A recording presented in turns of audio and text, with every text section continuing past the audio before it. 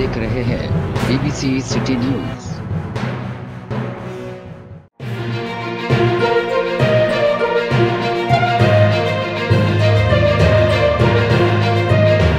Democrats ने अपने 12 रकनी panel का ऐलान कर दिया। कराची प्रेस क्लब के सालाना इंतखाबात बराए साल 2022 के लिए दी डेमोक्रेट्स ने अपने 12 रकनी पैनल का ऐलान कर दिया है।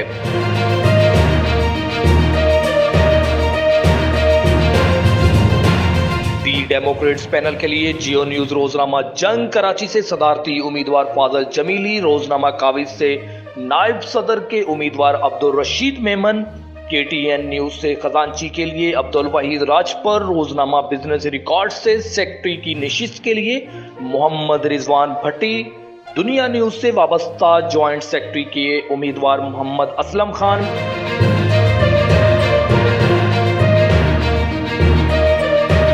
इसी तरह गवर्निंग बॉडी की 7 नशिस्तों के लिए रोजनामा जंग से खलील अहमद नासिर, ARY न्यूज से मोहम्मद फारूक समी, रोज न्यूज से Mohammad Liaquat Mughal, freelance senior photo journalist Syed Athar Hussain, रोजनामा डॉन से शाजिया हसन, रोजनामा उम्मत से सैयद नबील अख्तर और PTV से वाबस्ता सैयद मेमुना हमदानी, मूना खान शामिल हैं।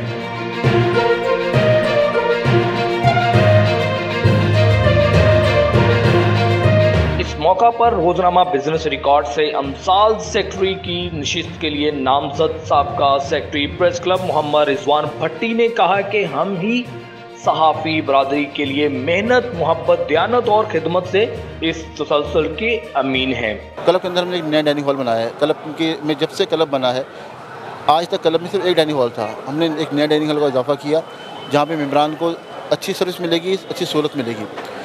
हमने क्लब में एक पाकिस्तान का पहला डिजिटल स्टूडियो बनवाया है ताकि जो सहाफ़ी बेरोज़गार हो रहे हैं, जो मीडिया के हालात से तंग आके जॉब नहीं कर पा रहे, वो अपने यूट्यूब चैनल चला लें या डिजिटल मीडिया में काम कर लगें।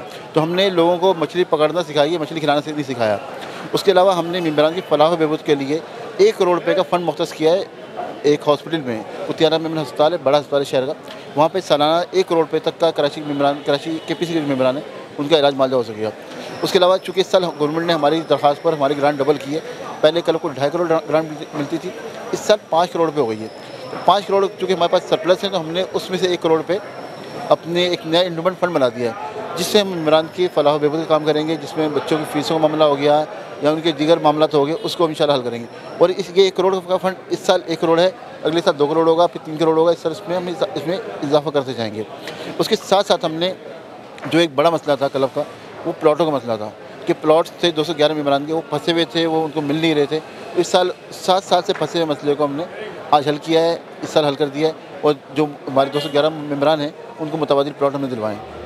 KTN न्यूज से खजांची के लिए उम्मीदवार अब्दुल वहीद राजपर ने कहा है कि सहाफ़ी बरादरी की खिदमत खलूस नीयत करते रहे हैं और इस बार भी करेंगे। जी, हमारी कारकर्दगी पे वोट दें। दी डेमोक्रेट्स की कारकर्दगी देख के हमारे सदर पे फाजल जमीली साहब हैं, सेक्रेटरी पे जो है मोहम्मद रिजवान भट्टी हैं, खाजन पे मैं खुद वहीद राजपर, वाइस प्रेसिडेंट पर रशीद मेमन समेत हमारे पूरे पैनल की कारकर्दगी पे हमें वोट दें। जो पूरे साल में कारकर्दगी रही है, मीडिया टाउन के हवाले से हमने 45 करोड़ जो है रखवाए हैं। 211 जो मुतासरीन थे उनका जो मुतबादिल प्लाट समेत पूरी जो कारकर्दगी है उस पर हमें जो है नज़र में रख के दी डेमोक्रेट्स को 25 दिसंबर को याद रखें।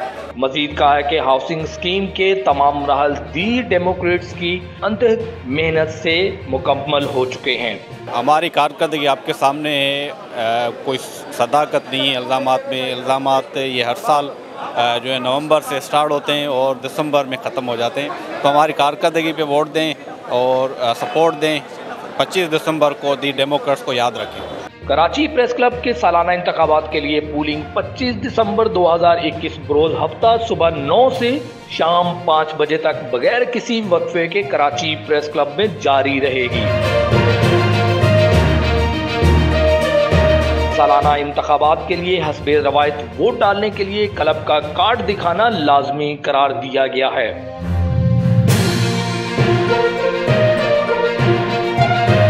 प्रेस क्लब के सालाना इंतखाबात में 1530 अरकान अपना हक राय दही इस्तेमाल करेंगे। इंतखाबात में कंप्यूटराइज तरीके से कराची प्रेस क्लब का कार्ड स्कैन करने के बाद वोट डाले जाएंगे। डॉक्टर तौसीफ अहमद खान को इलेक्शन कमेटी का चेयरमैन मुकर्रर किया गया है। मजीद खबरों और अपडेट्स के लिए देखते रहें BBC सिटी न्यूज़ कराची।